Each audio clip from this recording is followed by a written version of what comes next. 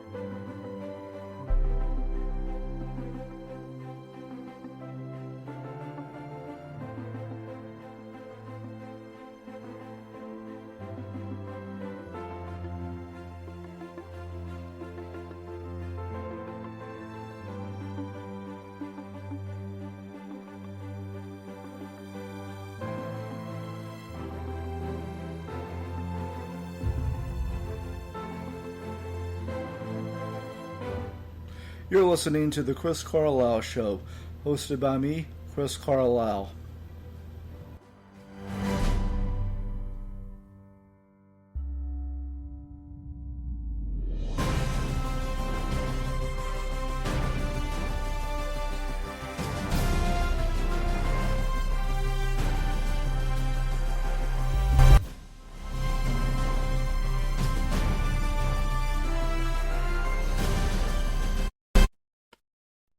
It rained on Halloween night in 1974, 2 days after I turned 5 years old, so me and my sister didn't get to go trick-or-treating. The next morning, my mom told us we were never going trick-or-treating again. I asked why, and she told me that a kid died from eating poisoned candy. We were living in Houston, not far from Intercontinental Airport. The boy who died had lived in an area called Deer Park. His father claimed that even though it had rained, he and a neighbor took him, his sister, and the neighbor's son trick-or-treating, and while they were out, he had gotten some pixie sticks, a popular powdered candy that came in long tubes. The boy became sick after eating the pixie stick and died on the way to the hospital. As detectives tried to figure out where the candy had come from, the father said he didn't know which house or which street it had been on, and that he hadn't seen the person who gave it to him, that he just saw an arm.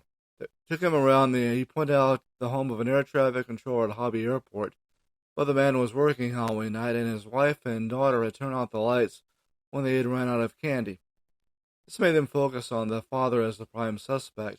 They found out the man, who was an optician, had been fired from 21 jobs over 10 years and was $100,000 in debt. And they found out he had taken out life insurance policies totaling over $60,000 on his son and daughter. And he had called insurers the morning after his son had died and asked about claiming a payout. He had also asked how much cyanide could kill someone, and he even tried to buy some. Police arrested the father on November 5th, 1974, and he was charged with the murder of his son. The trial started in May of 1975. One of the witnesses for the prosecution was the man's wife. He was found guilty of capital murder and 4 counts of attempted murder, as he had given the pixie sticks to his daughter, the neighbor's son, and the neighbor's daughter, as well as another child. He was sentenced to death by lethal injection. He was supposed to be executed on Halloween night 1982, but got a stay of execution. He was finally executed on March 31st, 1984, nearly 10 years later. To change our mind, another family celebrated Halloween. The next year, we went to a Halloween party thrown by one of the neighbors. We also went to Halloween carnivals, and we went trick-or-treating again. Next, a story of a woman saving her new neighbor's dog, another one about Zambonis. They're having the 38th annual Henry garage sales all over Rosebud, Texas, on Saturday morning, November 5th, starting at 8 o'clock and ending at 5 o'clock in the evening. The event is sponsored by the Rosebud Chamber of Commerce. Rosebud is 35 miles south of Waco on Highway 77, 25 miles east of Temple on State Highway 53, and 16 miles north of Cameron on US Highway 77. Now, there's a story called I Saved a Dog. It's from my Chicken Soup for the Soul book. In it, a lady tells that she's made it her life mission to save dogs. She wrote that the thought of a dog alone and afraid upsets her. She saved a dog named Cookie from being run over by a car. She got hold of Cookie's owner and gave her back. She says her family thinks she might be obsessed, but the owners of the dogs are thankful and tell her it's a wonderful thing that she's doing. One day she saw a German Shepherd sniffling around her front yard. She got over to the dog. She saw that it didn't have a collar or a dog tag. She and her daughters made flyers with the dog's picture and put them up all over the neighborhood. She finally got a call from the dog's owner. The dog's owner had just moved to town and was giving the dog, who was named Lily, a bath, but she ran away before he could put her collar and dog tag back on. He asked her where she lived, and when she told him, he told her that he was her new next-door neighbor. There was one called the Zamboni. It's from a man talking about his dad building a Zamboni from a feed trough. He filled the trough with wood, lit it with a match and a lighter fluid, and tied a rope to the end. When his dad grabbed the free end of the rope, wrapped it around his shoulder, and started to pull the contraption, it didn't move. He realized it was too heavy and threw some of the wood out of the trough. He got it going, walking slowly to give the Zamboni time to start ironing. The man who wrote the story says he'd like to say that the machine blazed a path of glassy ice done by any machine in a professional arena, and his dad had walked line after line like he was cutting grass until they had a perfect sheet of ice ever made in a backyard. Sadly, it was hard to tell where the Zamboni had traveled. It had rained the day before, and bumps and grooves were still on the ice, but his dad didn't give up, and after they went inside and drank hot cocoa, his dad went back outside and walked line after line, staying out there for another hour or two before dumping the trough on the snow on the bank and going in the basement. The pond would have to wait for warmer weather. There was a lesson about fatherhood, that it's not about being perfect in your actions, but perfect in your intent. There's a ghost story from a book I have called Best Tales of Texas Ghosts, written by Dosia Schultz Williams. One story in the book is about the ghost of a doctor haunting a former osteopathic hospital at the corner of Colorado Road and Hampton Boulevard in the Dallas area, or in Dallas, I guess. She wrote about it in another book called Phantoms of the Plains.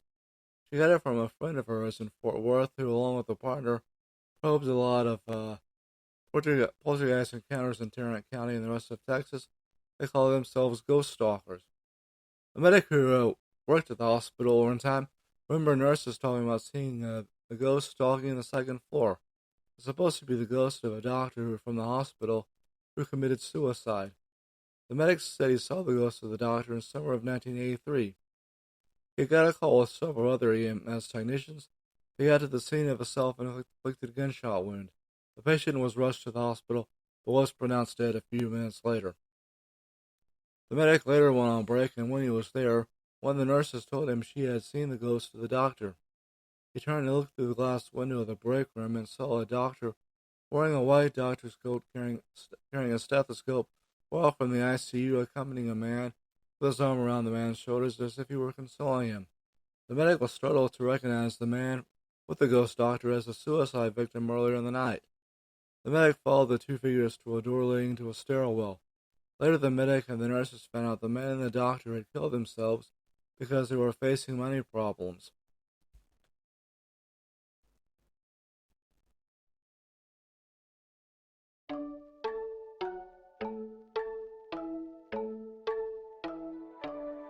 Happy birthday to you. Happy birthday to you. Happy birthday, happy birthday, happy birthday to you. Happy birthday to you.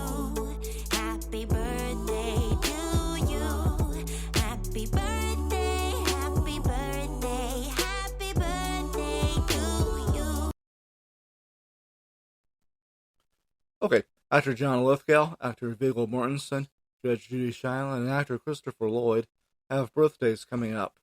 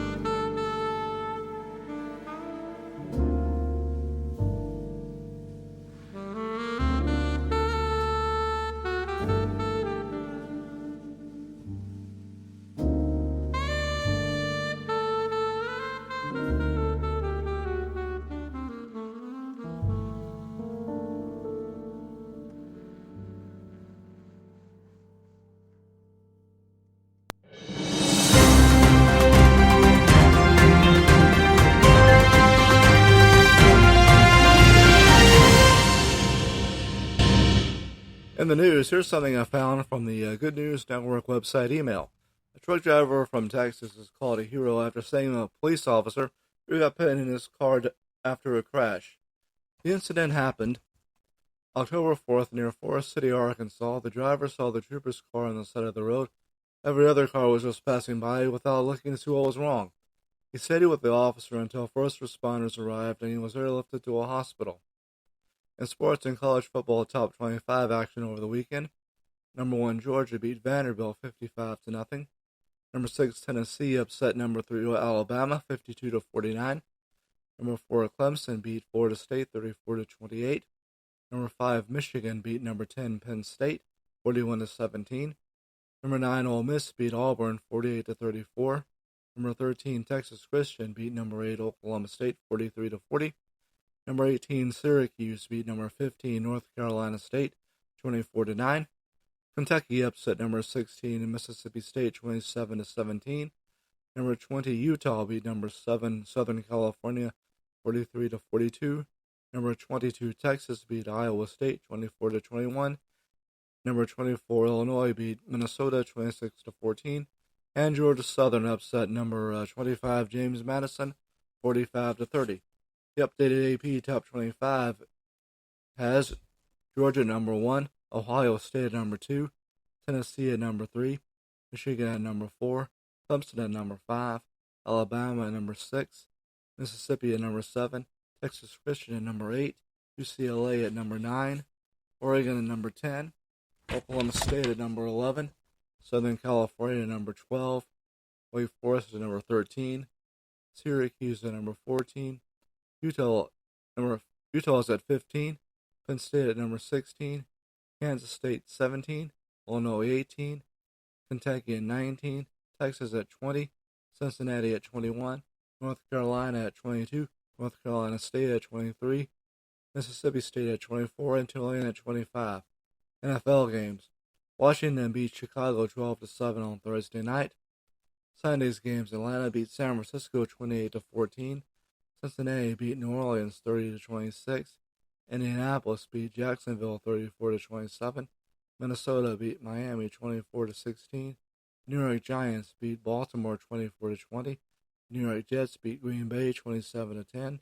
New England beat Cleveland 38-15. Pittsburgh beat Tampa Bay 20-18. The Los Angeles Rams beat Carolina 24-10. Seattle beat Arizona 19-9. Buffalo beat Kansas City 24-20. Philadelphia beat Dallas 26-17. And the Los Angeles Chargers beat Denver 19-16 on Monday Night Football. The NHL season started last week, and the NBA season starts this week. Also, the baseball playoffs continue as Houston, Philadelphia, San Diego, and New York Yankees advance to the championship series round. Abbott Elementary, Chicago PD, Ghosts, Call Me Cat, Alaska Daily, Walker Independence, Fire Country, and The Rookie are on television this week. Now, before I go, I got a podcast I want to recommend. It's called Weird Darkness. Listen to it on Spreaker, and it's hosted by Darren Marlar. There's some other platforms too, and is also on YouTube. Marlar tells stories purported to be true about paranormal events, true crime, unsolved mysteries, and all things dark and strange. Speaking of YouTube, you can also hear these on podcast on my YouTube channel. It's Chris Carlisle's channel. Anyway, thank you for listening. Hit the download button, leave a like, a rating, and a follow. The Chris Carlisle Show is written, produced, and hosted by Chris Carlisle.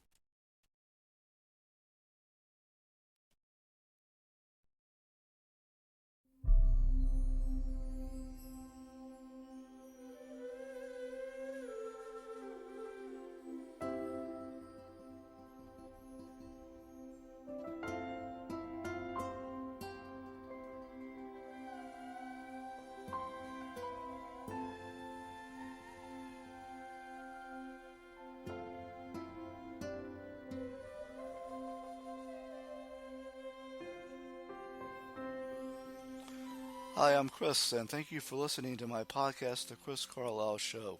The Chris Carlisle Show is available on Spreaker. Please leave a like and a review, and also a follow. It's also available on Spotify, Google Podcasts, iHeart, Podchaser, and Podcast Addict.